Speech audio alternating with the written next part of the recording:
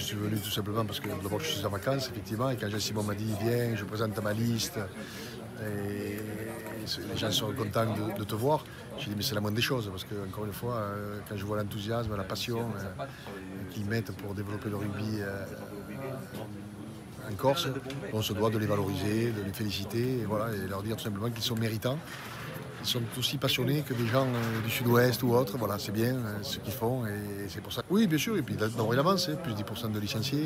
Et il va continuer à avancer avec la mise en place de la formation déclinée par la fédération, c'est-à-dire des cadres techniques de clubs, 2 qui ont été détachés pour la Corse et qui auront pour mission de former les éducateurs de tous les clubs. Et ces mêmes éducateurs auront pour mission d'aller 1 heure, 2 heures dans un collège, dans un lycée, dans une école primaire, pour initier au rugby avec un événement mondial, la Coupe du Monde dans 3 ans.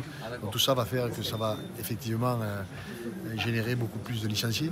Et donc là, il faut, comme je le disais, être prêt à bien les accueillir, parce qu'en 2007, on les avait accueillis, malheureusement, on n'avait pas pu les garder. Et donc 60% avaient été repartis dans les 2 ans qui ont suivi. Donc cette fois-là, il faut anticiper et bien s'organiser pour pouvoir tout simplement les fidéliser. La Corse, elle aura un rôle à jouer à l'occasion de cette Coupe du Monde. Mais bien sûr, tous les territoires ont un rôle à jouer. Voilà, c'est pas parce qu'il n'y a pas d'équipe professionnelle en Corse qu'ils n'auraient pas, au contraire.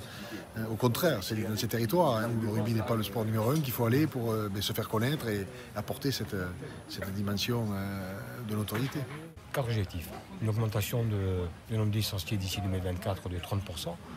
Deuxième objectif, c'est de pouvoir accéder aux écoles scolaires, améliorer le rugby dans le milieu scolaire, grâce avec un partenariat que nous allons signer avec Madame la rectrice de Corse. Troisième objectif, développer encore plus le rugby féminin par la création d'une équipe cadette, donc en 15 féminin. Et le quatrième objectif, c'est